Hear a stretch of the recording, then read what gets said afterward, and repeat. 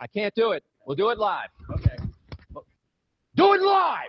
I'll write it and we'll do it live. Good morning. It's time to wake up. This is Snowman in the morning, and it begins now. Oh, somebody got his head knocked off! Down, down, down! I'm as mad as hell, and I'm not going to take this anymore. I'm the juggernaut, bitch! All right, let's. Kidding me? Oh, I forgot about having that Paul Allen clip. All right, let's get going.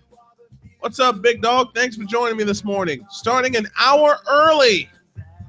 Usually I'm on at 8 a.m. Eastern. I'm on at 7 a.m. Eastern this morning because I got some stuff to do. Thanks and welcome to Snowman in the Morning, presented by Cleaver Supplements, pure supplements for when genetics are not enough. Always presented by Countryside Realty, where professionalism matters. I don't have my reads in front of me, but who cares? Here's why I'm starting an hour early. Well, well, here's why I took a couple of days off. I didn't do the show. Well, I did a short show Monday. I'm going to post the podcast for that.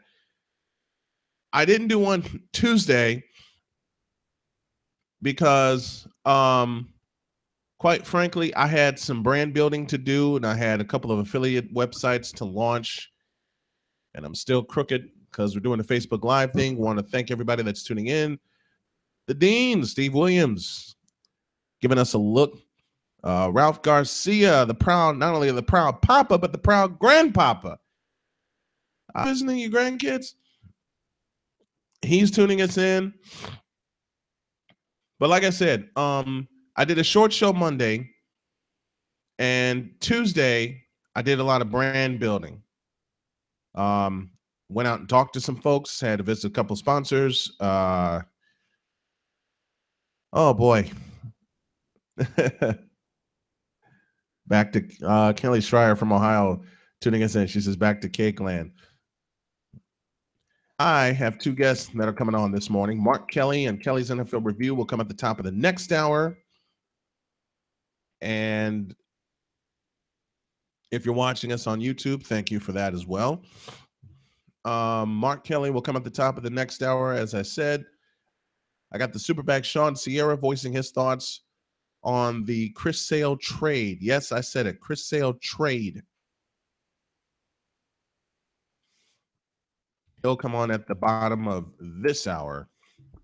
And then we're back. Tomorrow we'll be back to our regular time of 7 a.m. Eastern. We'll have the NBA wrap up with Mark Heffernan.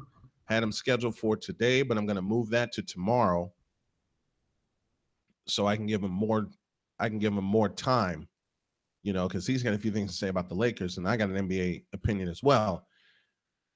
Let's get things started here, shall we? College football playoff is now set, a.k.a. the New Year's Eve party, a.k.a. ESPN's financial coup for the year. And the four teams on the floor are Alabama, Clemson, Ohio State, and Washington. There has been much debate. I beg your pardon. There has been much debate about whether Ohio State, a non-conference champion, and a team that didn't even win the division, should be in the playoff. Well, when you beat more top 25 teams than everyone else, well, when you put down your greatest rival yet again and basically secure your number 2 spot, you're going to be in. Okay? The team I feel sorry for is Penn State. They should have gotten the nod over Washington. All right? Even though Washington won the Pac-12. This is why the college football playoff needs to be at 8 teams. period. Because you're leaving out Penn State. In essence, you're leaving out Wisconsin, and you're leaving out a couple of other teams like Houston, who beat Louisville, that should have gotten in the first. That should have gotten in. You should have started with 8 teams. But no, you only started with 4. The competition is great, but you need to have 8 teams in the playoff. Committee made their selection of the 4 they want to see in.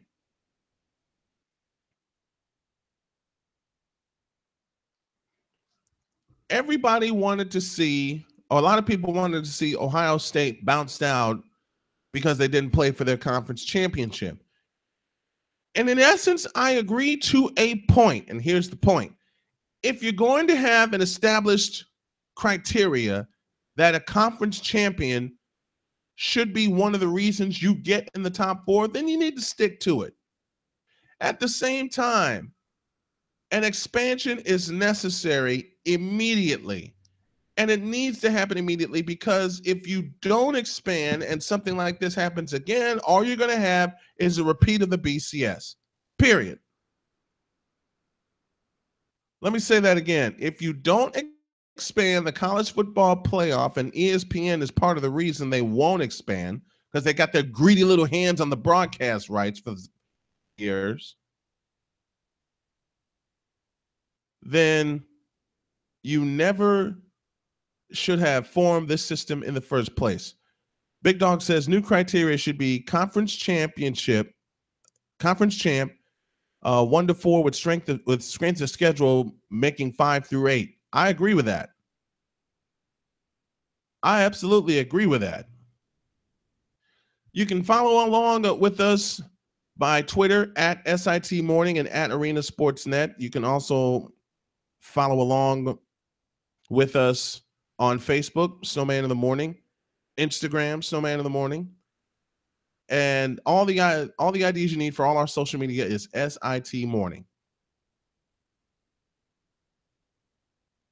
But if you're going to talk about who had the better strength of schedule, conference champions, and you need to have more wiggle room for conference champions that are not a top 5 conference. Like the American Athletic Conference, they always put on a great champion. They always put on a great championship game. So where's Navy's love for that? Where's the love for Houston? Where's the love for the conference? You know what really pissed me off about this top 4? And I know it's a good old boy network and no one wants to see them in, but you know who should have gotten a nod into the playoff because they beat everybody in front of them? Western Michigan. They own a victory over a Big Ten team in Northwestern. My beloved Wildcats. No, let me stop. But PJ Fleck, and I'm glad that he went teetotally the bloody off about it. They beat everybody in front of them, and they won their conference, which is the Mid-American Conference.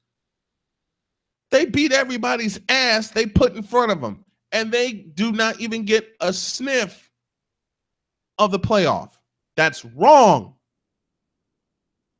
That's wrong to me.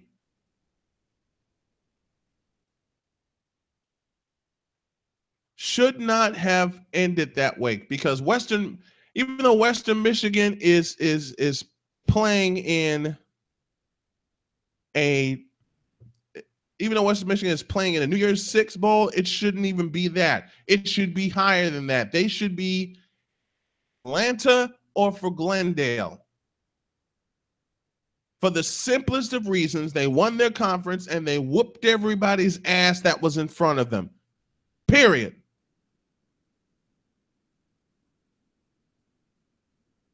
It's the same thing, even though Northwestern had more losses, it's the same thing that happened that happened to them. They beat a top 5 team in Stanford last year.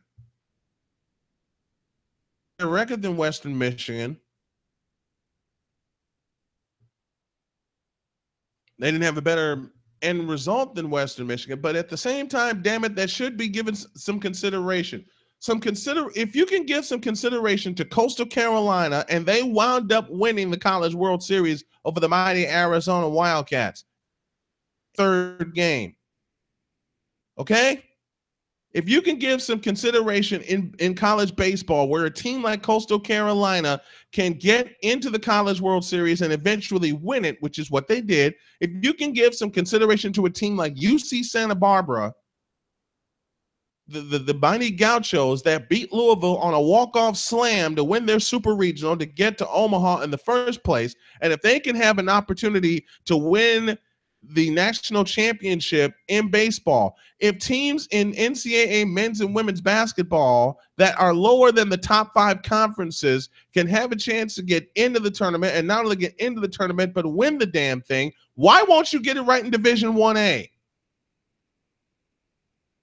Why can't you get it right for Division 1A? Why can't you get it right that every team should have a chance? See, this is me being pissed off at the fact that Western Michigan, I'll say it again, even though they get a piece of the New Year's party by playing in a New Year's Six bowl, it should be a higher stake for them.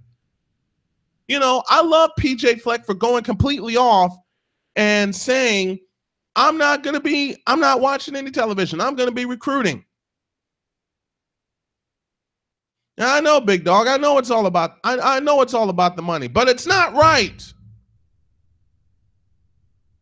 You want to be fair? Okay, NCAA, I'm calling you out. When the hell are you going to step in and see that this needs to be expanded? When are you going to step in, take a peek at this, and realize, hey, we made a mistake with only 4 teams?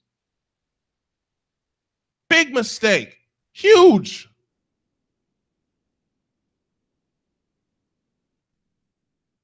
When is the NCAA, for once in their God blessed life, be about the money that they bring in and be about the athletes they want to see succeed? When is it going to be about the kids? That's what you always claim.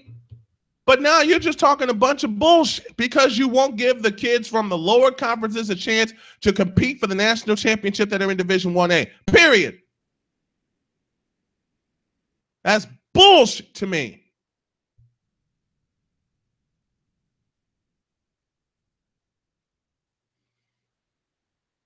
It's not right. And it also opens up a back end of this asking, should the athletes be paid? That's a different rant for a different time. But again, to the NCAA, especially the folks that are in charge of Division 1 football,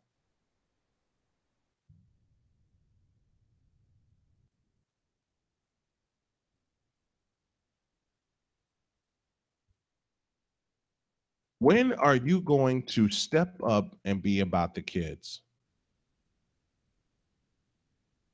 I could ask that of some of the universities too.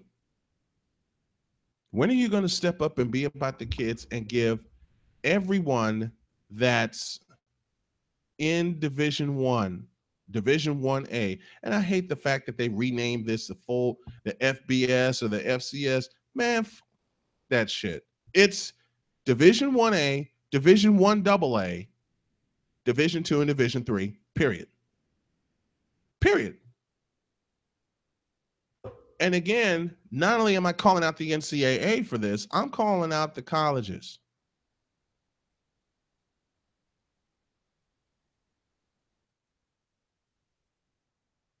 You know, Shane Lake says it's the glamour factor. It's also the NFL look at draft picks from the top 5 over the rest.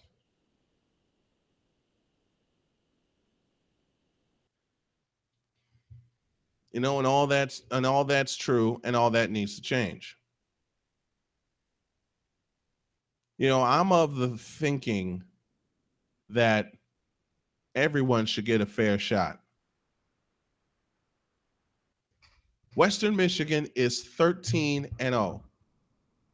They should have an opportunity to be 15-0. And I'll bet you know what? I'm just going to go ahead and say it. You know, at my own detriment of comments from some people. I don't care. I need to put this out there, and I'm going to put it out there.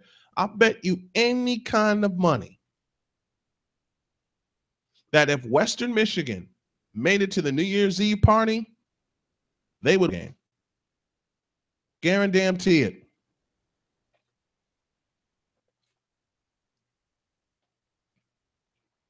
Because Western Michigan is that kind of team that can surprise everybody. You know, when Shane just gave me an idea about, he gave me this comment, and this is so true. Look at how quick someone from the U, which is University of Miami in Florida, gets drafted over, say, Boise State or even Marshall or Western Michigan. Let me go one step further, or even Grambling, or even Southern, or even North Carolina Central, or North Carolina A&T. Yeah, you know where I'm going. Everybody should have a fair shot at the playoffs. And you need to expand the playoffs, period. You know what? The NCAA needs to just get up off their asses and expand the playoff. End of story. And the reason they need to expand the playoff is to allow teams from lower level conferences that you want to call them lower level conferences a shot of getting in the playoffs, period. This needs to happen, but it hasn't happened, and it won't happen because of all the money that's being exchanged. You know what I mean? The money that's being exchanged is absolutely ridiculous. And does it benefit the kids? In many ways, no, it doesn't. That gets on my nerve. It needs to change, okay? And I'll ask my question again before I go to my first break. When will the NCAA step out of their comfort zone and say, look, we need to give these teams from the American Athletic Conference, the Mountain West, the Mid-America Conference. We need to give teams like that a shot.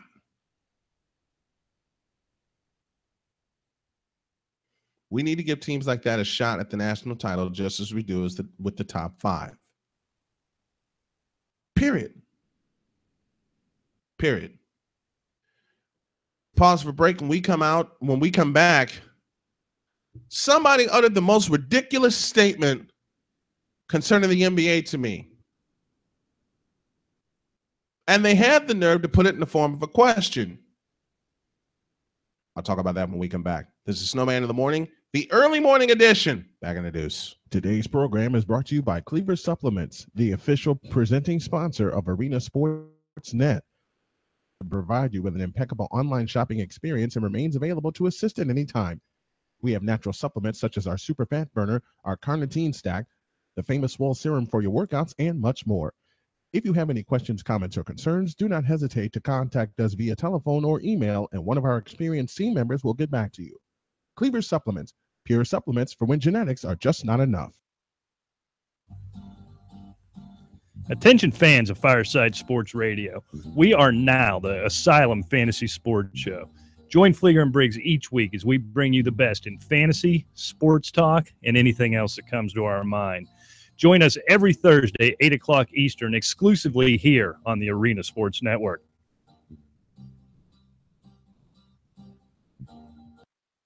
South Lake Body Auto Sales is a used car dealership located at 3970 East Lincoln Highway in Maryville, 1 block east of Sam's Club, where your job is your credit and everybody drives.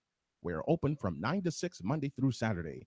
Get great deals on cars such as a 2004 Mitsubishi Outlander, a 2005 BMW X3, a 2010 Ford Fusion, a 2008 Chevy Malibu, a Buick LaCrosse, and much, much more.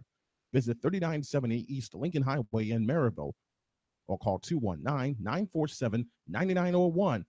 Or you can jump online and visit southlakebodyautosales.com. South Lake Body Auto Sales, where your job is your credit and everybody drives. Countryside Realty and their team of realtors are ready to handle your real estate transaction with honesty, professionalism, and over 17 years of industry knowledge. Don't go unrepresented in one of the largest investments of your life. Call their DeMont, Indiana office at 219-987-SELL. That's 219-987-7355. You can also find them online at 987sell.com or find them on Facebook. Serving all of Northwest Indiana, Countryside Realty, where professionalism matters. Now what's that? I say, now what's that boy up to? Better check on it, Dad. You're listening to Snowman in the Morning. Ask a silly question, get a silly answer. Oh, yeah, we're off and rolling. 25 beyond the first hour. I got Sean Sierra. Keith, I already know I'm nuts. Nuts to be up this early? Yep, I sure am. But I love doing it. I think I may go. I think I may go with this. We'll think about it. Oh, Shane Lake. I know the missus is watching. I got a question, Big Dog. How's Wee Man doing? Is he still growing like a weed? Of course he is. Oh man. Some of my best and rowdiest friends are tuning into this early morning edition of Snowman in the Morning. We were off the last couple of days, had some websites to build, had a few things to get taken care of, but they got taken care of. I got Mark Kelly coming on the top of the next hour to break down week 13. Whew, man. Okay. Before the break, I said that I heard the most ridiculous statement ever. Okay, I know I said I wouldn't cover the NBA as much considering what happened last spring. I can't help this one. The ridiculous statement / question / what the hell are you thinking was this. Harden for NBA most valuable player. What? Are you bleeping serious? You want a definition of MVP? The person who means the most to not only his team, but to the league. That ain't James Harden. And to a better point, that ain't Russell Westbrook. Triple doubles be damned. Don't you see what Russell Westbrook is doing? I mean, again, triple doubles be damned, but he's not.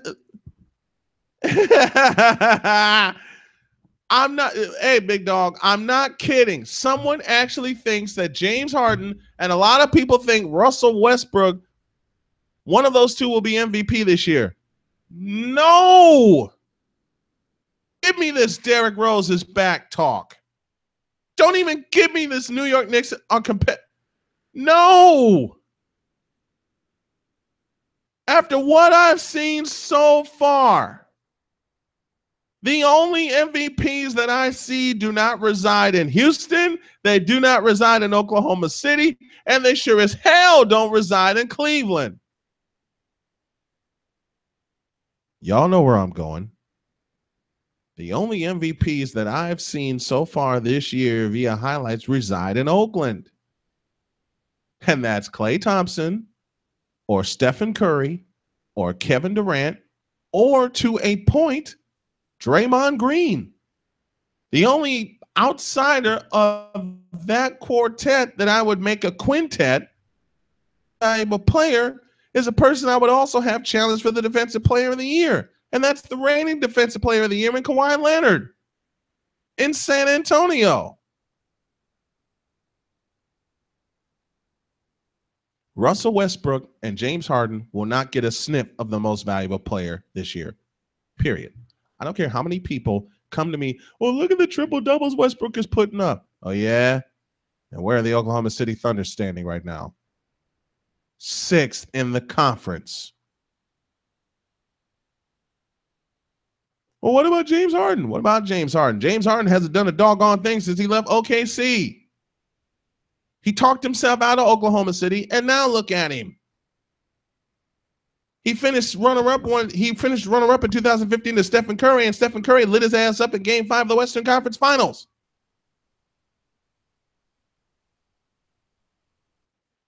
James Harden, you know what?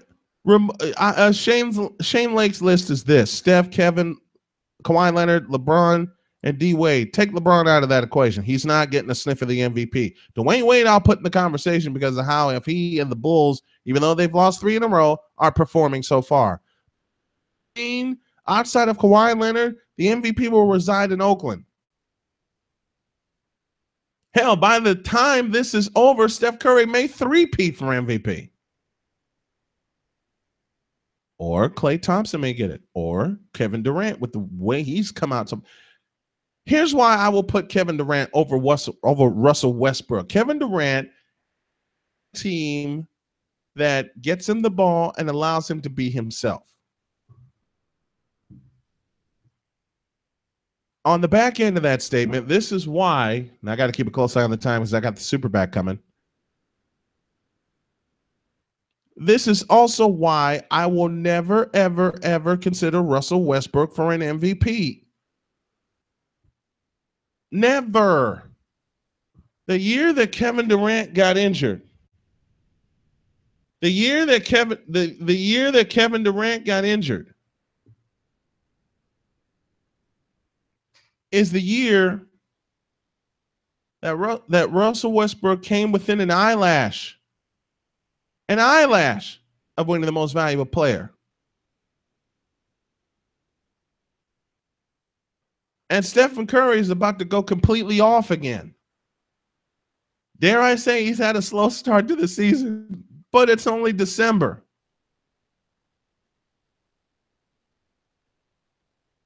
You know, and Shane Lake made a great comparison, and people are going to hate me for saying this, but I've said this all along. We haven't seen the kind of stuff Stephen Curry is doing. Never mind the numbers. Let me say that again. Never mind the numbers. We haven't seen Stephen Curry do this kind of stuff since Michael Jordan.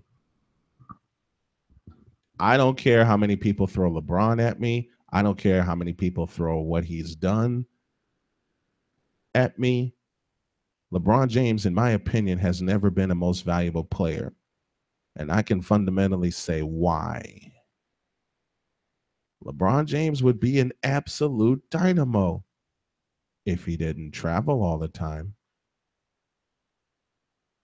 Yeah, I said it, and I meant it. And I'm going to continue to say it. LeBron James would be an absolute dynamite player if he didn't travel all the time. And the same holds true with James Harden, and the same definitely holds true with Russell Westbrook. If they had their fundamentals down pat and worked on them as they say they did, like everyone or mostly everyone in the golden era before them, then they would be dynamite players. Period.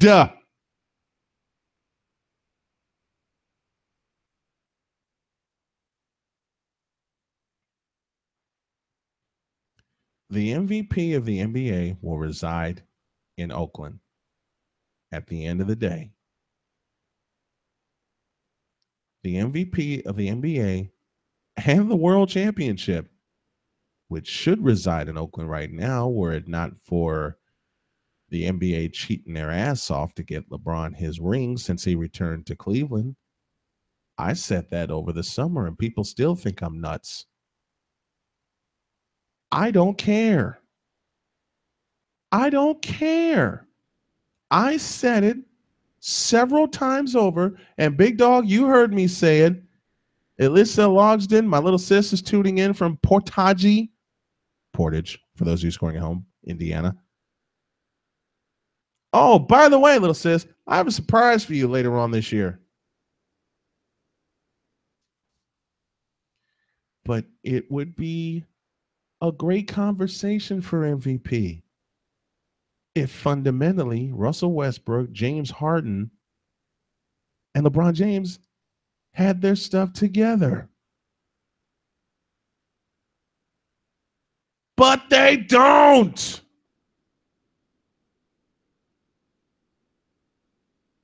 Don't you understand? You can't even get in an MVP conversation if your fundamentals aren't together.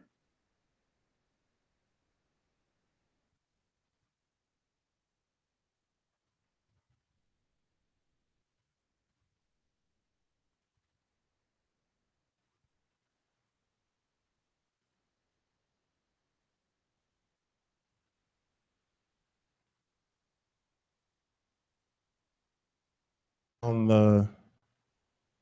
the social media with me, and I said I'd bring him on today, but he's got a lot to say about the Lakers and about the NBA. So I'm going to move him to tomorrow. Catch him with me at 7:15. Oh, that's wrong. Why did I say 7:15 Eastern? I meant 8:15 Eastern. Because I want to give him a full hour to talk NBA with me. This is just filler material until I get the super back on when we talk baseball. But at the same time, I will say it again, and people will not like me for saying this, but I don't care. It goes a little something like this. It would be fine to mention LeBron James as one of the greatest. It would be fine to mention James Harden and Russell Westbrook as one of the greatest if they fundamentally had their game down correctly and they didn't shoot all the time out of the context of their offense. Yeah, you better be on with me for baseball this year, sis. I'm counting on it.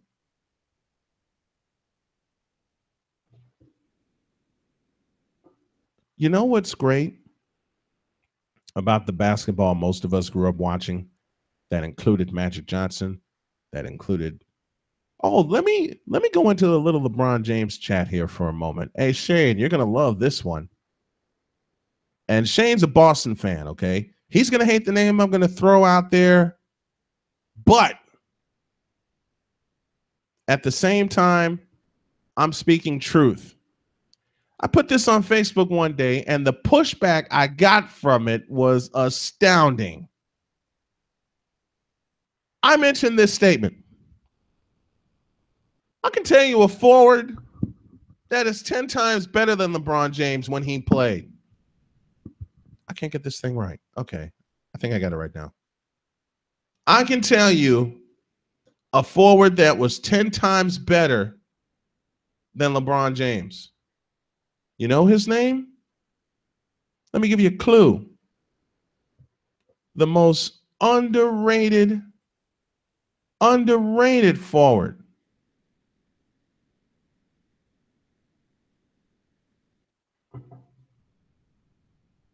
And his name is James Worthy. How do you like them apples? James Worthy is much better than LeBron James. Period. I'll tell you two forwards right now that are better than LeBron James. I don't care how many points LeBron James scores. You know who those forwards are? Draymond Green and Kawhi Leonard. Draymond Green and Kawhi Leonard are better than LeBron James. Period.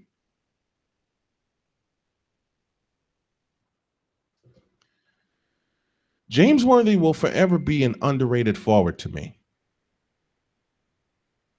He had a bit of everything.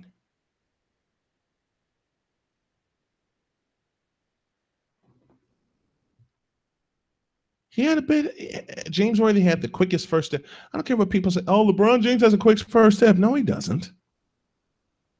No, he doesn't. James Worthy had the quickest first step I ever saw. I'll give you another forward that's better than LeBron James and that shoots more and is more accurate than LeBron James. Y'all know this name, Larry Bird. Give you another forward better than LeBron James. Thank you, Coach Myers. How about Kevin McHale? While we're talking forwards that are better than LeBron James while I'm waiting for the Superback to come on, how about Scottie Pippen? How about that? How about a fellow we like to call Tom Chambers? How about a fellow we like to call Karl Malone? Y'all know those names? Let me give you a couple more. How about a fellow we like to call Alex English? 6'7" out of South Carolina.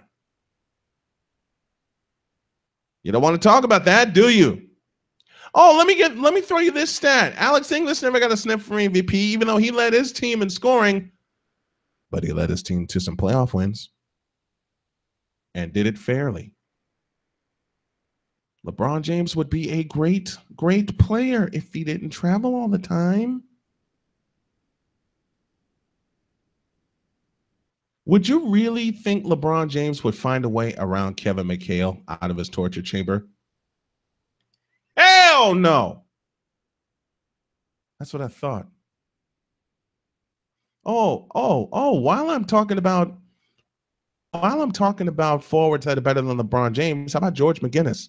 How about Julius Erving? Huh? My first favorite player of all time, the Doctor. How about Adrian Dantley? Huh? This conversation has so devolved, but I don't care. I love it.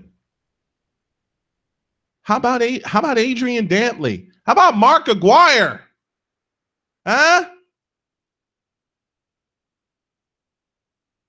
Even though he played a guard, he played a little bit of forward, and he's now in the Hall of Fame. How about Chris Mullin?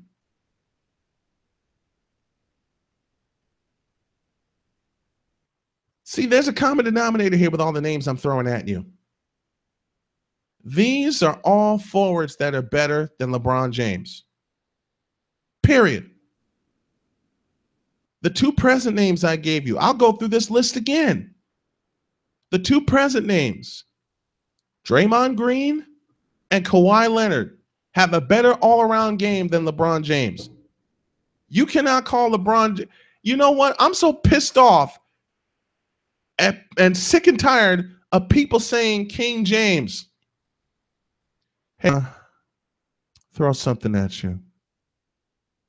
Let me throw something at you, LeBron James fans, which includes a good friend of mine by the name of Robert Cobb. He and I are playfully going back and forth, okay?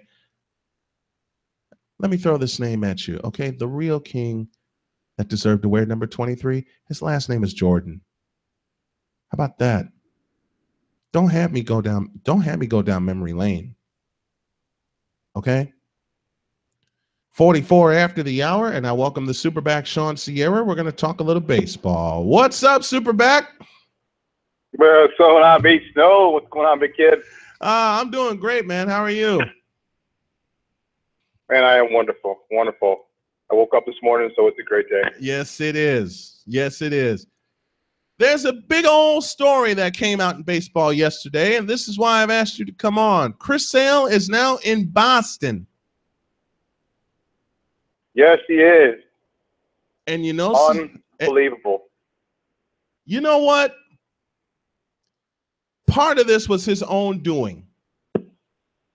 Remember the uniform incident? Oh, I remember. I think that's part of the reason he's out of here. I love what he did for the White Sox, but at the same time, it's a process for the White Sox to get back to where they once were. What do you feel? How do you feel about this trade? It's very bittersweet for Chicago White Sox fans because you got one of the best pitchers in the game right now, lefty, perennial Cy Young contender that you really watched grow up. He grew up in the White Sox system. Mm-hmm. He started off as a bullpen, coming out of the bullpen. Mm-hmm. And then he worked his way up to starter and then opening day starter and Cy Young candidate all before our very eyes. Yep. A lot to be said for talent when you watch it grow up in front of your eyes. I Yeah. mean, look at Kane and Tate. It's bittersweet, but at this point, it was necessary. Yeah, it because was. the Yeah, it White was. Sox have had this and just paid for players, and that hadn't worked out. Mm-hmm. And I believe a lot of the pressure from the north side was put on when they did win the World Series this past year and not just that they won it, how they won it. Yeah. By breaking everything down, getting tons of talent, evaluating their talent, and I think the White Sox finally had to succumb to the pressure of how to do things. It's not just the Kansas Cities of the world who did it last year. We have other teams who do the same, and I think they realize that might be the way to go as opposed to their win now mentality. You know, the first They'll team. go. You know, the first team I saw do that was the San Francisco Giants, with everybody they brought in, and they won 3 titles in now 6 years. You mentioned the Kansas City Royals. They did the same thing. And Kansas City, as well as the Cubs, the last 2 world champions, took their lumps for years. But they got the right players in the right system with the right person managing them. You know, you can't stress that enough. All those things. You got the right players, right system, right manager. You can have great players in a great system, but not have the right leader. Exactly. And, you know, it worked out really, really well for the Northsiders as well as Kansas City the year before, and the White Sox are hoping that it works out this year. With you got to start with getting the talent, and that's what they're doing right now, purging what they have to get some young talent. They got a good one. They got a couple of good ones. They sure do. They got 2 of the top 3 prospects from what I'm hearing, and I got the feeling they're not done. But at the same time, you said it best, Sean. They have to have the right manager, and I think Rick Renteria is going to be that right manager for them. He did a good job with the Cubs, but at the same time, he was not given the full reins of management. Well, also he had his legs cut out underneath him because once Joe Madden came, they're like, "Hey, sorry, thanks for your service, but we want someone better." Yeah. So it's you don't really know what he can do with talent that's been groomed and developed. So we're gonna see, one, can he develop talent? Mm-hmm. And 2, can he manage this young talent that once it's developed, is he the right guy to make calls? Because that's a huge thing.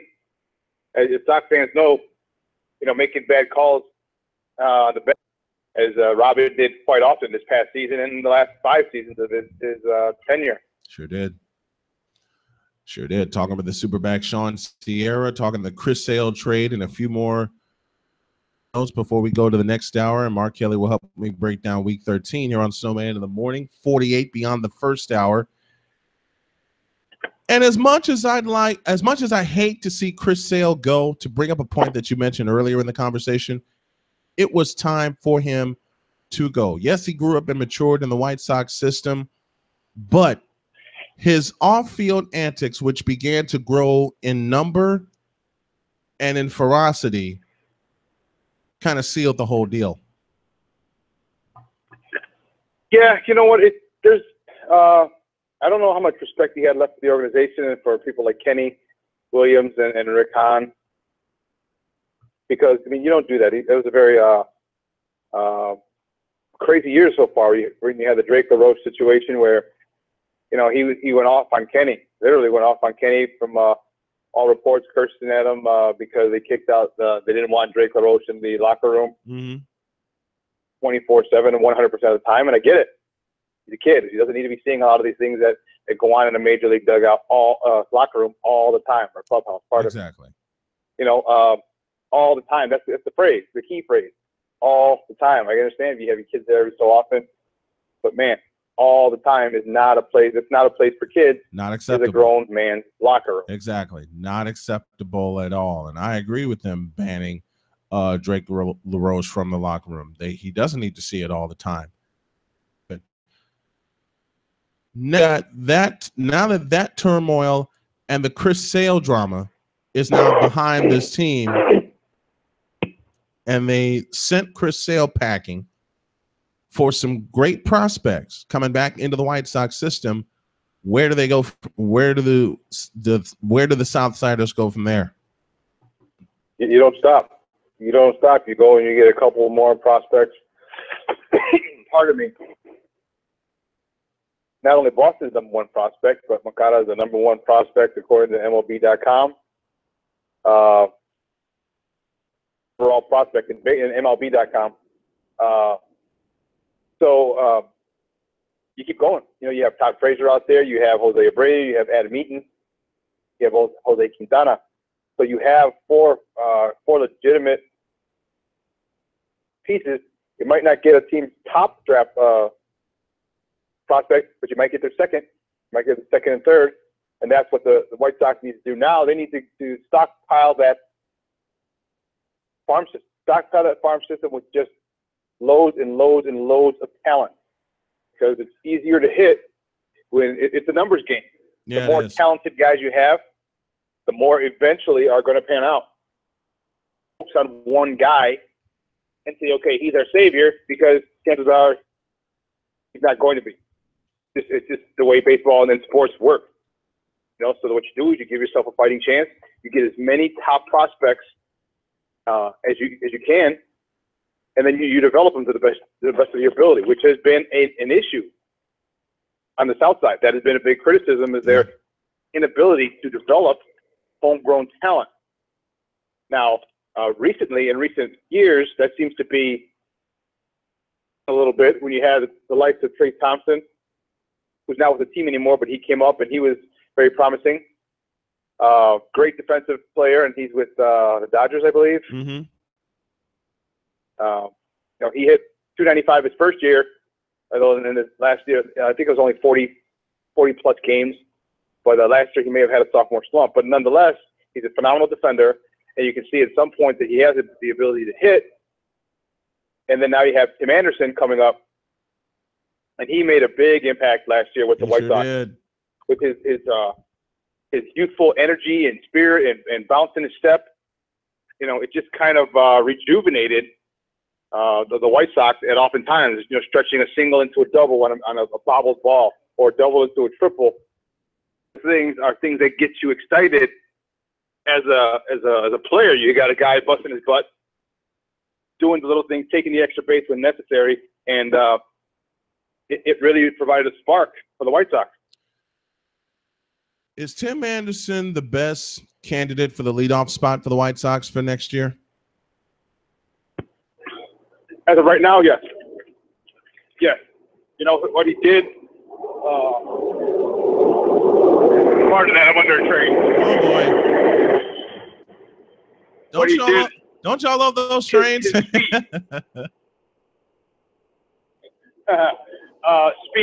kills. It doesn't matter what sport it is. Oh yeah. And what he did last year in that leadoff spot was is something that ignited and was a catalyst for a lot of White Sox runs last year. Mm-hmm. And I anticipate him doing the same. I anticipate the same thing. And, you know, Tim Anderson needs to stay at the top slot. Oh, here we go with another train again. And I know you're headed for work, so let me let you get out of here. That's the Superback Sean Sierra. I'm going to see if I can get him to join me each week. We'll hit a Chicago subject and break it down the way it needs to be broken down. Thanks for your time, my man. Get to work safe. Hey, love it. Love it every time I come on. I appreciate it. I appreciate you. Thank you, brother. All righty. All right. It's time for a question of the day. A question of the day brought to you by Wildfang Builders of Hebron, Indiana. Quality new homes and remodeling since 1947. And the question of the day is this: how do you feel about the Chris Sale trade? You know, you heard Sean say it best. the drama got to be too much. It was time for him to go. It was time for him to go, period. That's another thing I wanted to touch on before we get to the second hour. And I got Mark Kelly coming on for the second hour.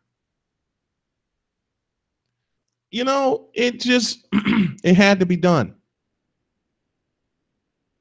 It had to be done. I mean, you just don't undermine an organization the way Chris Sale has with his antics. I mean, love what he did on the mound. Love it. But you don't disrupt the clubhouse the way that you did. And just, I don't know. Chris Sale, I feel Chris Sale put himself in that situation, and that's why he's gone. I said again, Chris Sale put himself in that situation, and that's why he's gone. That is why he is gone. He put himself in that situation. Now he's out. Let's see what he can do with Boston. You know, and Shane Lake made an absolutely terrific point. If Chris Sale, Clay Buchholz, and David Price are all on, then they're going to be a tough rotation. They're going to be an absolutely tough rotation. Internet the conversation, but you don't have internet to do so, you can do so by phone by dialing 701-719-1823 and dial 5 to join the conversation. Hey, I just gave you our hotline, 701-719-1823.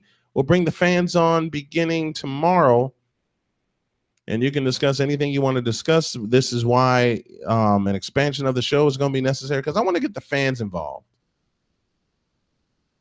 I want to get the fans involved in what they think. Pete Wiseman checking out the festivities this morning. Thanks for tuning in, Pete.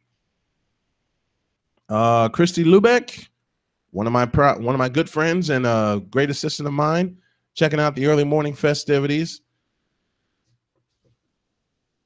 But again, you just don't disrupt an organization like that around. I mean, cutting up jerseys just because you think they're ugly. I mean, isn't the idea to sell the jerseys and put asses in the seats? You, Chris Sale, took them out of the seats. I mean, I'll say it again, love what you did on the mound. On the mound. But at the same time, you don't the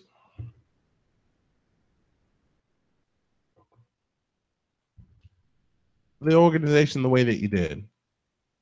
End of story.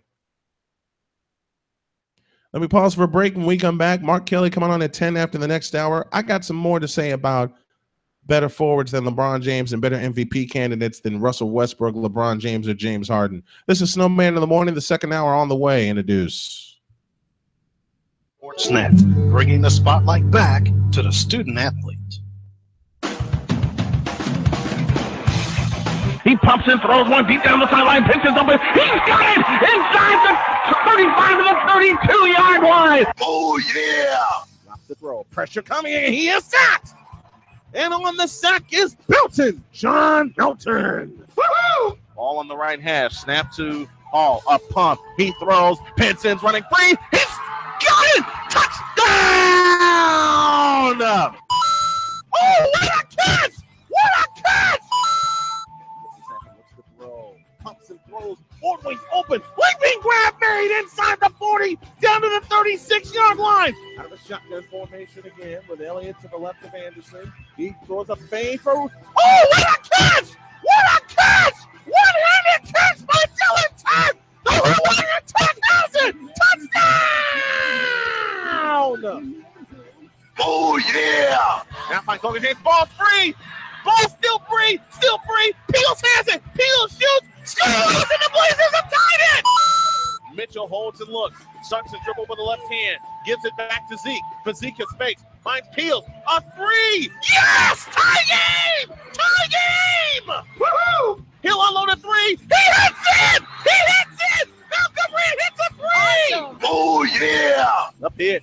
A swing and a drive in the deep right field. This may do it. That ball is gone. Goodbye. Woohoo! And the pitch Pitch to McKinney. A swing and a drive in the That deep is left gone. field. Goodbye. That ball is gone. Are you kidding me? And the pitch. A swing and a drive in the deep right field. Going, gone. Goodbye. Here in Heber. Pitch to Patrick. A swung on and hit in the deep right field. That ball is going, gone. Goodbye.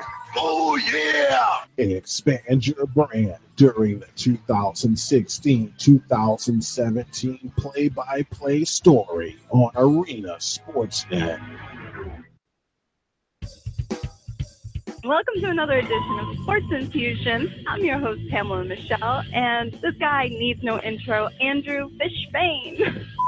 Well, the SEC is back. Go Gators. You don't tell me you're an SEC fan. You know, I would much rather be an Oregon fan than an Oregon State fan after what happened to them this weekend.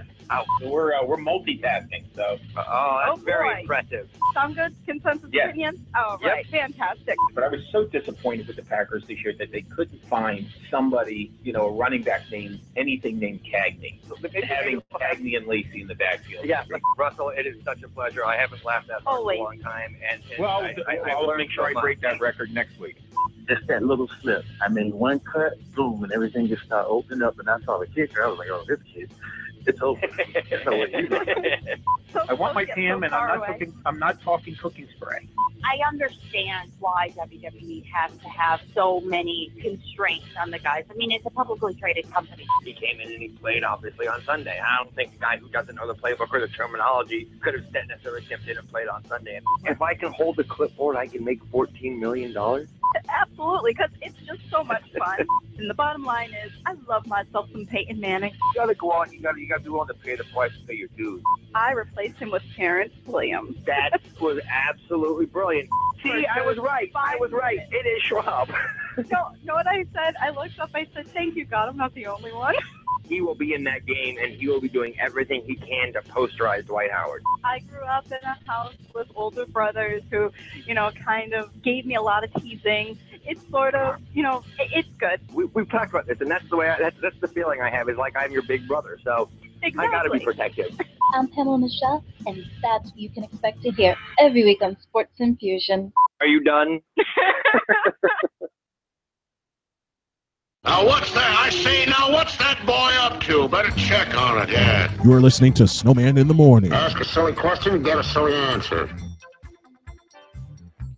It would help if I turned that on.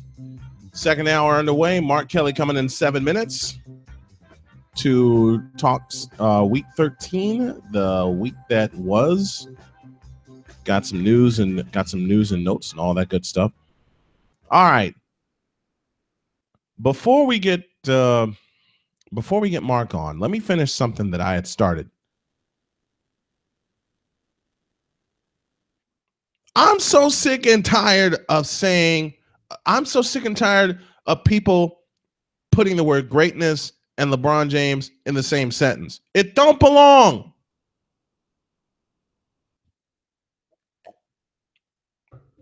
It does not belong. Okay? Greatness and Michael Jordan belong in the same sentence. Greatness and Bill Russell belong in the same sentence. What do you mean no sound?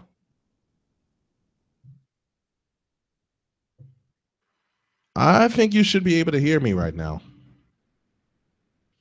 Greatness and Shaquille O'Neal belong in the same sentence.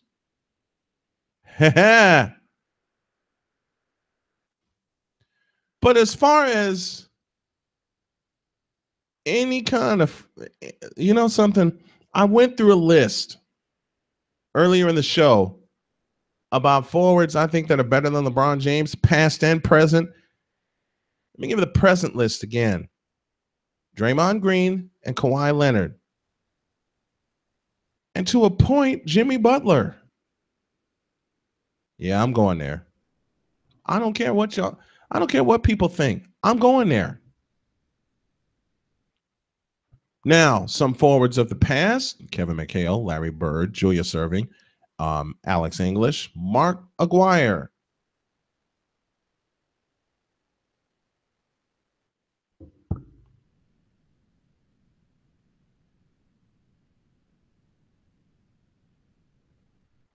Hey, how do you like that? Did I mention Kevin McHale? Yes, I did mention Kevin McHale. Let me see. I know I mentioned quite a few. Oh, yeah. How about a fella named Charles Barkley?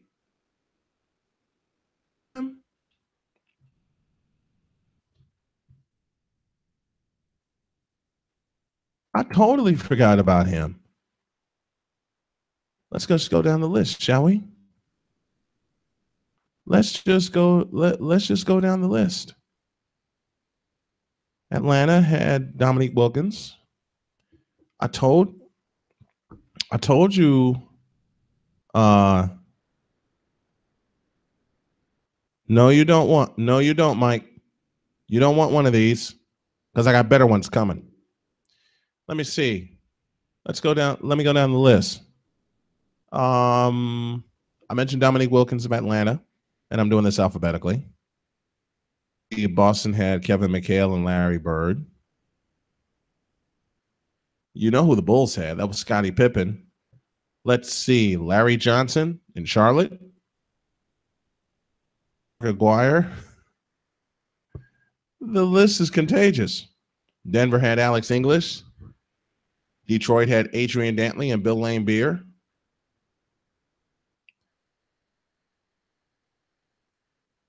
Oh, y'all remember Houston when the Rockets were really the Rockets? How about Robert Horry? That could play a better forward than LeBron James. I would put Akeem Olajuwon in that equation, but Akeem was a true center, unlike any of the centers we have in the NBA today. And yes, that's a shot toward Dwight Howard. Let's see. Oh, Indiana Pacers had Dale Davis, Antonio Davis, LaSalle Thompson, Chuck Connors Person, a.k.a. the Rifleman. New York had Charles Oakley. New Jersey had Buck Williams. Oh, and my buddy Fitz is watching. He's going to love this conversation. My point, you can't put LeBron James and greatness in the same sentence at all. Ouch! That's what I get for getting so excited. You can't put LeBron James and the word greatness in the same sentence, period. I said it, and I meant it. And I mean it. You just can't put those two in the same sentence at all. If LeBron James was fundamentally correct, then you can make that argument. I don't care what any of the other talking heads say. My point is this: LeBron James is fundamentally incorrect and has been that way for 14 years. He hasn't worked on his game.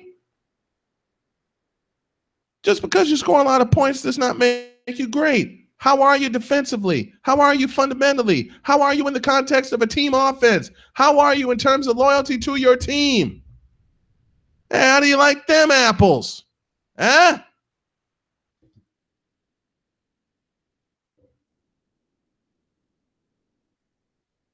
So don't give me this King James stuff. I will never buy it. I mean, love what he does off the court. Let me make that disclaimer. Absolutely love the man that he is off the court. All right? Never denied that, never will deny it. On the court, though, not giving him any props. Well, not more than necessary. How about how do we let's come to that compromise. Athletically gifted and talented, that he is. We'll never deny that. Athletically gifted and talented. Fundamentally correct on the basketball court? No. No, no, and I repeat, no. He would be an absolute dynamo. I said it before and I'll say it again. He would be an absolute dynamo if he didn't travel. He would not survive in the golden era. They would whip his ass. Let me see LeBron James against Kevin McHale down in McHale's torture chamber. Let me see LeBron James try to guard an ultra-quick Julius Erving. Let me see LeBron James try to guard his idol and Michael Jordan. That ain't happening. Not happening. I'll say it again about LeBron. I know Fitz is going to get mad at me, but I don't care. I have maintained this attitude and I've maintained this thought process from the moment he came into the NBA. Athletically gifted, athletically talented, certainly. I'll make that argument. I'll make that argument. I'll give you that. But that's all old Snowman is giving.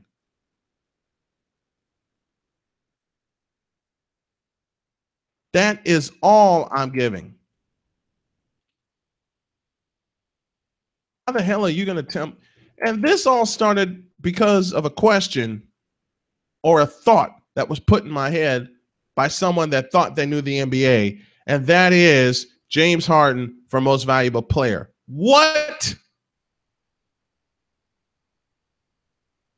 the hell are you going to tell me that for?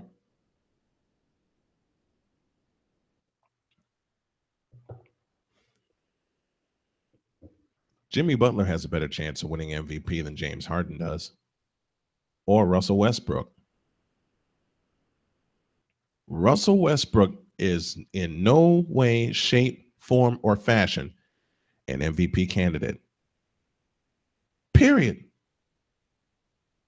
Again, because I know somebody that's a big OKC fan, and I got my thoughts on OKC coming later this week. No way in hell that Russell Westbrook deserves any piece of an MVP conversation. Period. No way, Jose. Not happening.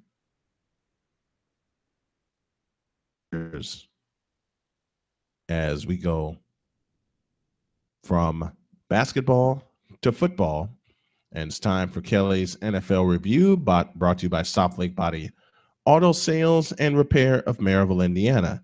And Mark Kelly is on the line with me. Good morning. Good morning. How are you? I'm doing well. How are you, my friend? Not bad. Not bad. So you having a good show this morning? I'm having a great show. I'm having an absolutely great show. The conversation has been awesome.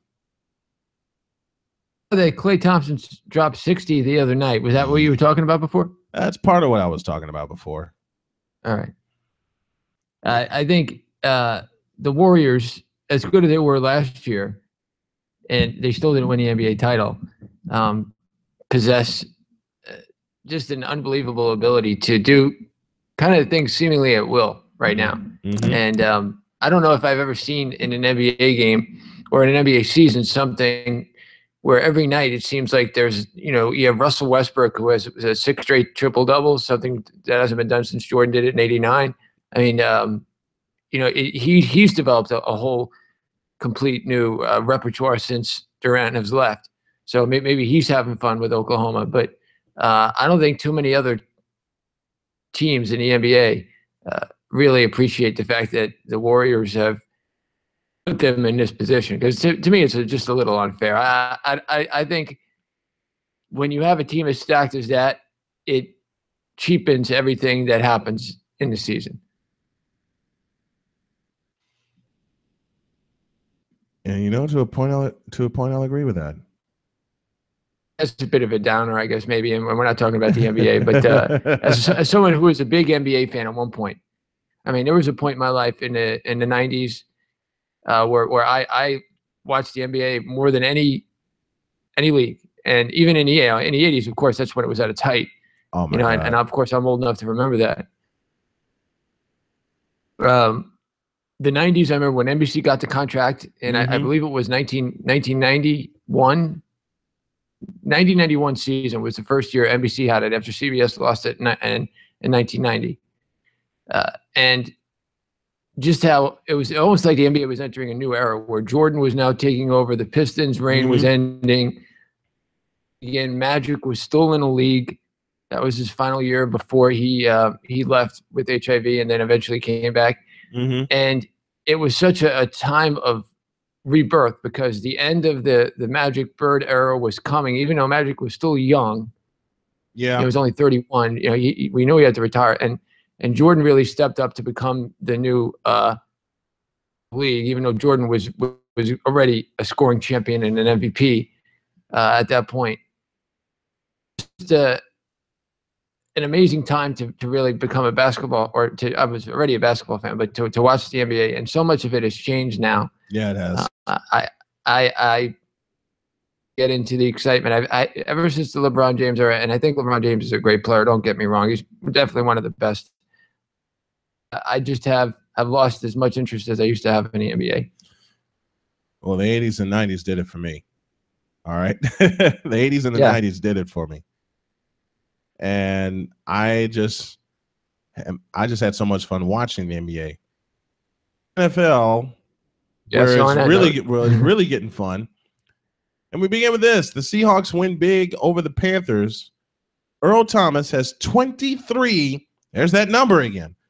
23 interceptions since coming into the NFL in 2010. The only player who primarily played safety and has more interceptions than that span is Reggie Nelson with 26. Richard Sherman, Earl Thomas's teammate, has the most in 2010 with 30. And Earl Thomas has played 6,449 snaps. And have the Seahawks found their way? You think they do, and then they'll go out and they'll play like they did the other night against Tampa Bay. The other day against Tampa Bay. So I don't know.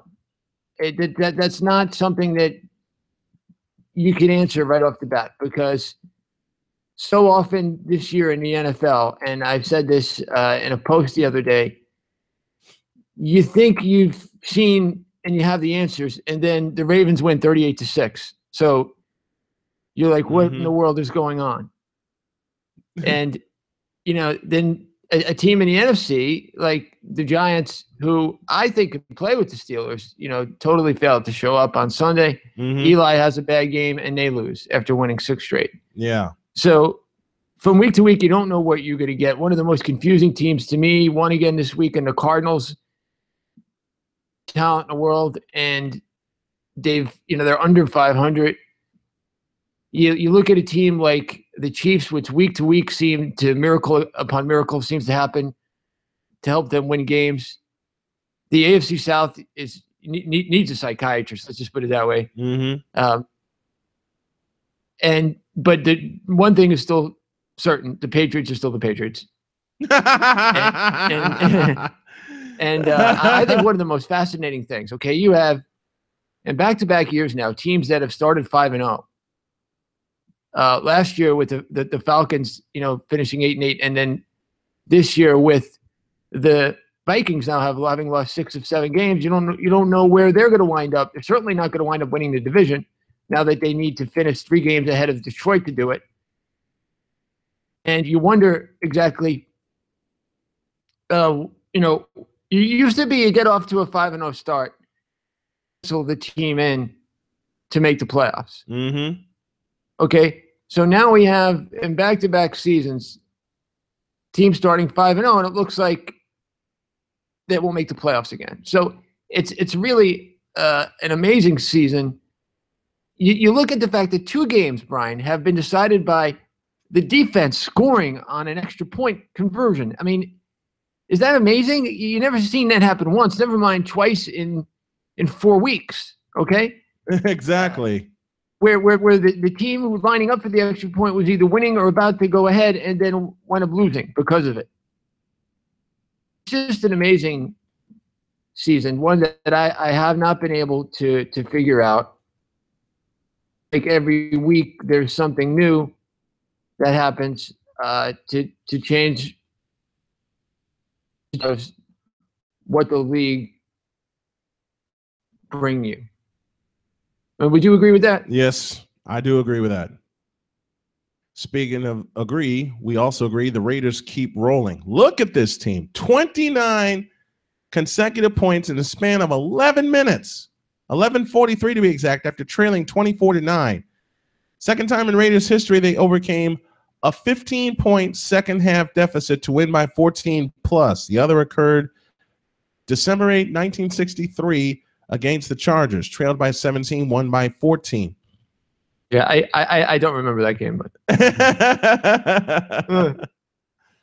but Derek Carr is playing out of his mind right now. He's playing out of his mind. And he's just warming up as far as I'm concerned. Yeah, and I wrote an article this week about who the MVPs were in the league. Okay? And without a doubt, to me, you have Matthew Stafford and Derek Carr, who have been outstanding in everything they've done so far this year. You look at what Derek Carr has been able to do. The second half alone, or when they're trailing in the second half, Derek Carr, 14 touchdowns, 0 interceptions. In the fourth quarter alone, winning touchdown passes in the fourth quarter overtime, which sets an NFL record for the most in a single season. Yep. And him and Matthew Stafford the last 2 years have led 10 comeback wins in the fourth quarter. You look at what makes a team successful in the postseason, in the regular season. Now these teams are looking for the postseason. You would hope that Detroit can get there. They have a 2-game lead. About the Vikings anymore, you figure they're only a 2-game lead on a Packers should be safe with 4 games left. But you've seen stranger things happen. Boy, have we! It's the NFL. Somehow I think the season will come down to that final game in Detroit with them in Green Bay.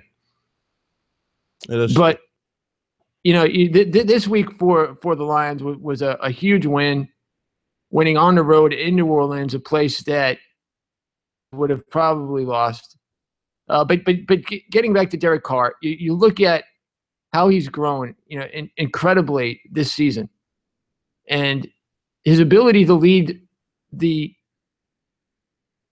Raiders back has been almost uncanny, starting with week 1 in New Orleans. When I still think one of the biggest plays of the season was Jack Del Rio deciding to go for 2 there to win the game. That set the tone on the whole season for the Raiders. One play, he said, "You know what? I believe in you guys. It doesn't matter what the book says. It doesn't matter. We're gonna play for every time. No, I think you're good enough to make plays and win. I'm gonna put the games in your hands, and let's see what happens." And they've responded all season.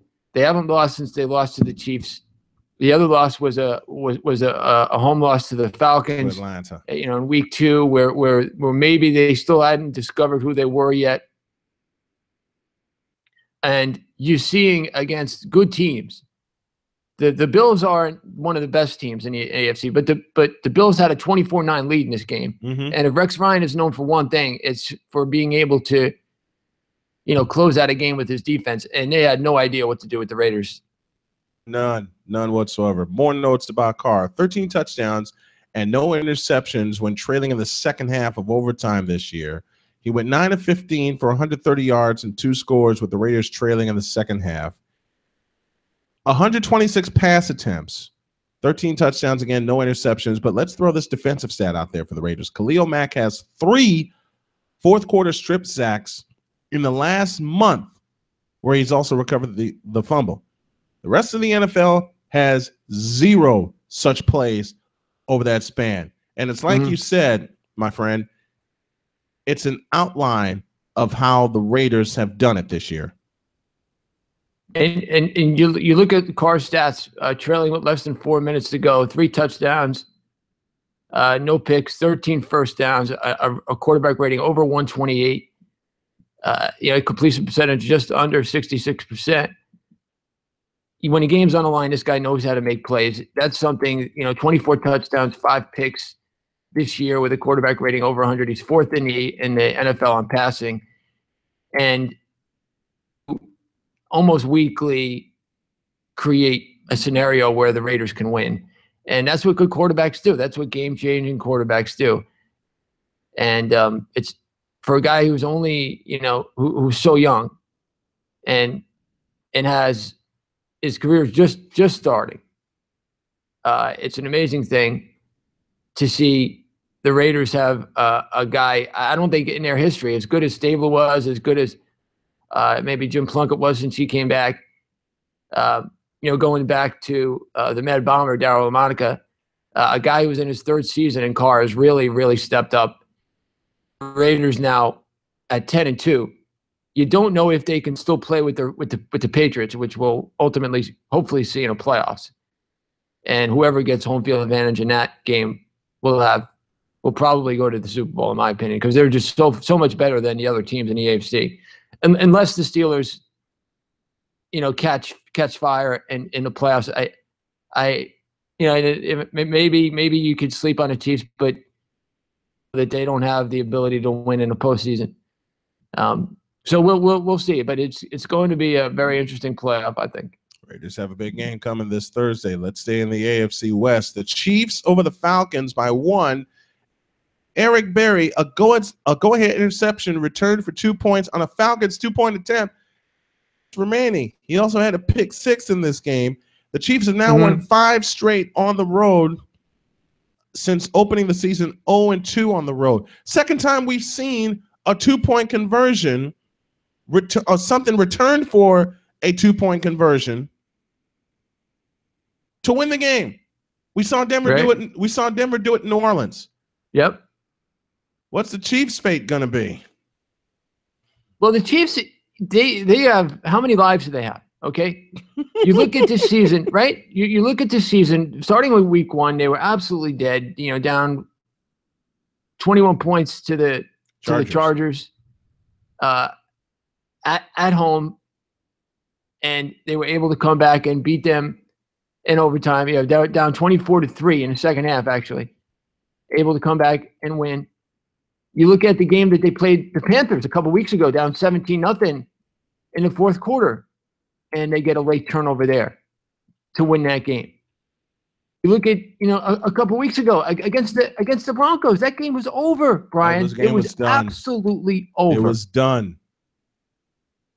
And they managed to, with the fact that, thank God, we got saved from another tie with that field goal going out. Yes, and hitting the goalpost and going in. On a side note, they got away. They got to do away with ties. I can't stand looking at records and figuring out ties. Me neither. I'm sorry. But and here's another example where they blew a 27-13 lead, I believe it was, or a 27-16 lead in this game. Yeah, 27-16. They're up in the fourth quarter. The Falcons come back. Matt Ryan, again, who has the most fourth quarter comebacks since he's entered the league, looks like he did it again. You don't expect, I'm sorry, Brian, but you don't expect you to line up for a 2-point conversion with 4.5 minutes left. No. To be trailing after you attempt it. Otherwise, maybe Dan Quinn wouldn't have done that. But you have to do it. You're up 1 with 4 minutes left. You have to go for 2. I mean, if you have a 2-point lead there, what good is it? So they made the right call, but at some point you got to figure, if you're Matt Ryan, this is a pretty risky pass to make. Let me just, it's better because people forget that after they did that, now they have to kick off and give the ball back to Kansas City. Yep. So here you have the lead. And then suddenly you're trailing and you're kicking and now off. you're trailing and you got to give the ball back. And now you got to get it back. And they weren't able to do it. Nope. And, with that Falcon defense, surprise, surprise, that's going to be their Achilles heel, like it was back in 2012. So, and 2010 when they lost to the Packers. So they're still, the start they got off to, and they had some really impressive wins early in the season, Falcons, including a win at Oakland. But they're still the Falcons, which is from week to week, right? I mean, from week to week, you don't know. That game against the Chargers this year was indicative of who the Falcons are. Indeed. When you blow a game to the Chargers, who are the poster boy for blowing fourth quarter leads. Okay. Oh boy, are they and ever? and you know they were up double digits in the fourth quarter and unable to put that game away. They're just unable to put games away. You need to be able to do that with your defense in the playoffs. As much as I like Matt Ryan and as much as I like this offense, I don't see the Falcons anymore. Even if they win the division, get a home playoff game, I don't see them going past the divisional round. I don't see that either. Let's go to the desert. Cardinals 31, Redskins 23. David Johnson out of Northern Iowa led the team in rushing yards with 84, receiving yards with 91. He's recorded at least 100 yards from scrimmage in all 12 games this year, the most by any player to begin the season since, I don't know this guy, Edgerrin James, who did it for 13 straight in 2005. Larry Fitzgerald, 10 catches, 78 yards, moves past Chris Carter and Marvin Harrison for third on the all-time reception list with 1,106. You can't tell me Fitzgerald is not a first ballot Hall of Famer. Absolutely. You can't say otherwise. And more than that, Fitzgerald is an unbelievable person. He's a great guy. I'll never forget at the end of during the playoffs last year, Mortensen was sick, and here you have Fitzgerald, saying on air he's praying for him, and God bless him, who's been suffering, from cancer. Just an unbelievable guy, Fitzgerald. Mm-hmm. And without a doubt, the Cardinals for so long were franchises. The Bidwells totally ran that organization into the ground. Mm-hmm. Starting with another, former Northern Iowa grad, Kurt Warner, started to turn things around a little bit into, and Ken Wisenhunt. And then now they've seemed to, last year you thought that they have taken a step with Arians that now they're going to continually be one of the better teams in the league. And they've been, and absolutely to me, them and the Panthers have been the two biggest disappointments, because you look at the fact that going into the season, they really weren't dealing with any injuries. They had one of the best defenses in the NFL, consistent. And, at still under 500, it's going to be very hard for them to get into the playoffs. They're certainly not going to win their division. So despite the win on Sunday and David Johnson's performance, they've been disappointing this year. And after last year making it to the NFC Championship game and winning one of the best playoff games I've seen in a long time, I don't see this as a bright spot for the Cardinals. If I'm a Cardinals fan, if I'm in that organization right now, I'm furious. They have 4 more games to figure it out. They could still wind up at 9-6-1. I don't know if that's going to be good enough to get them into the playoffs. Not the way Seattle's playing right now. Well, it certainly won't win the division, but I think you need to see them finish out the season strong if you're Arians and if you're in that front office, to really understand what they're going to be next season. I think Carson Palmer is just another guy who win during the regular season, but there's something about him. I can't say what it is. I think he's a good quarterback, but there's something about him that doesn't work as far as winning consistently. And I don't know what it is. You look at his career, he looked like he was breaking through at the Bengals, and then they went down. He goes to the Raiders. They don't have success. He comes to Arizona. They struggle a little bit at first. Now they have success, and now they're back to struggling. What do you think of that? What do you make of Carson Palmer? Palmer needs to go. I'm sorry. You got to get a younger quarterback that can take a handle and a hold of the system for longer than Palmer will be available to. And I'm speaking purely because of age. They got to get a stronger quarterback. And like you said, you got to get a quarterback with an attitude that says, you know what, we're going to bust every curse or every wall that's put before us. Carson Palmer's fallacy in the playoffs was proven to me in 2005 when he faced went down against Pittsburgh, the Steelers. When he went down against the Steelers. That proved chemo, right? Didn't he take out his legs and then Yep. Okay. Absolutely. That and I believe it was who was it? Who's the outspoken linebacker for the Steelers that said, "Okay, John Kitna, you ain't winning this game." I remember that. I forget who it was. Not Lawrence Timmons. The Steelers have linebackers going all the way back to Levon Kirkland. In the early '90s,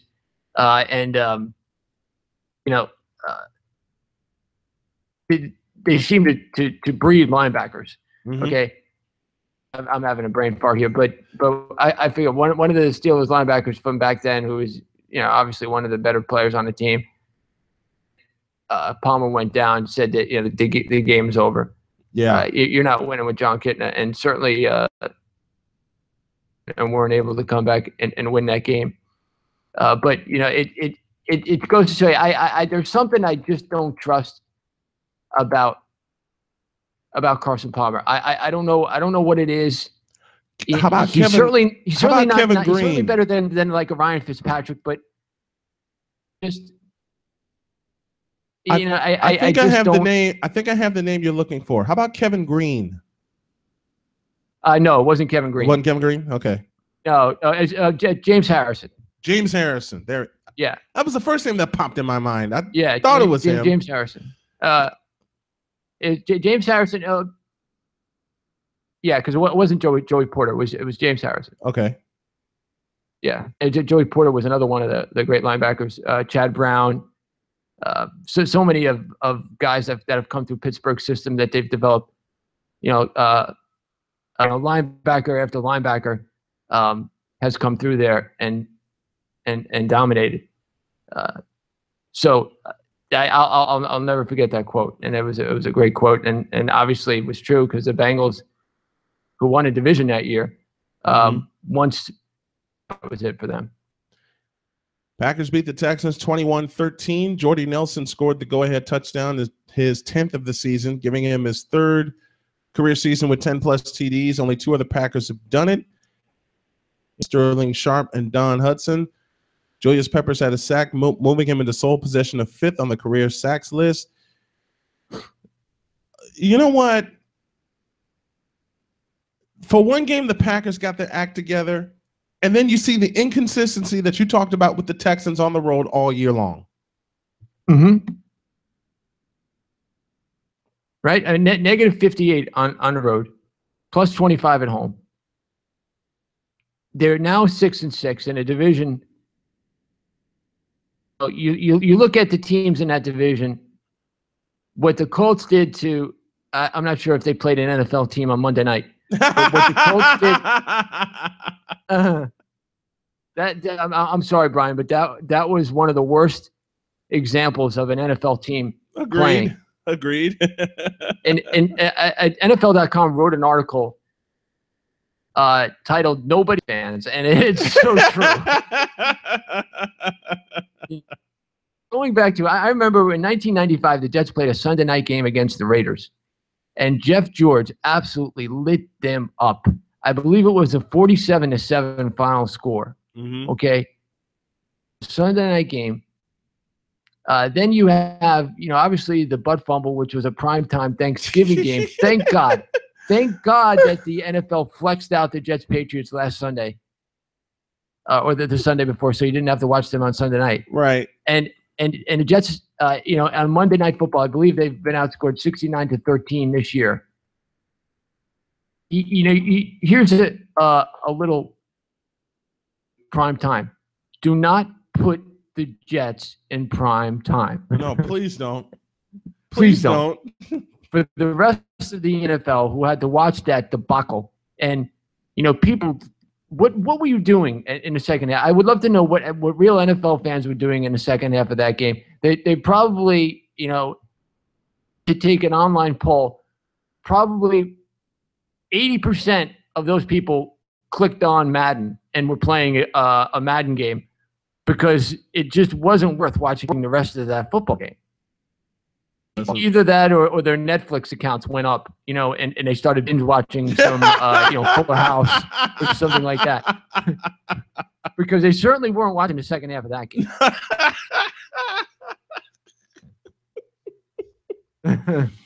That's an I'm understatement. sorry, it's just true. I know it's true. It's true. I know it's true, It's and it's sad. And what made it worse is you have the vice president sitting there. Okay, if you're Woody Johnson, now let's have some fun for a minute. Okay, you're Woody Johnson, and you're entertaining the vice president of the United States. What do you say? What do you say to him? Like top 5 things of what Woody Johnson said. Sorry, Mike. It's not my team out there. You know? looks like the wrong team boarded the plane this week. You know, sorry, Woody, your team was playing at home. You know, next time, Mike, we'll stay overnight in a hotel. That'll help us. You know, and you don't know what to say. If you're Woody Johnson, you've owned the team since 2000. They've gotten remarkably worse. The best period for the Jets was 97 to 2002 when they had Bill Parcells there. Yes. I believe they were 57-39 for those 5 years. Mm-hmm. They won their only 2 division titles, which, you know, since the merger, which is just inexplicable. The fact that they've only won 2 division titles since the merger. You know, the 26 nuts. teams around at the merger, their 2 division titles are the fewest. That's every crazy. other team has won at least 5, except for the Lions, have won 3. Mm-hmm. So I just don't. Year after year after year, no matter who the general managers are, who the coaches, and Todd Bowles, who had such a good year last year, has totally lost the team. And I think Bowles is a nice guy. I really do. I don't have any problems with him personally, just like I didn't have any problems with Herm Edwards personally, or Eric Mangini, or even Rex Ryan. Mm-hmm. But there's just the Jets just always do it wrong. Always do it wrong. And until they, you know, the last thing they did, they went out and they hired a search committee, Wolf and Charlie Cashley, to find the new GM and head coach. Why on earth do you pay people outside of your organization who really have no interest in hiring? Now, I know Cashley and Wolf are NFL guys, but what incentive do they really have to find the next guy? Is their job on the line? You know, is their family going to be fed or not if they find him? No, absolutely not. You need to find guys in your own organization that you trust that can hire football guys to go out.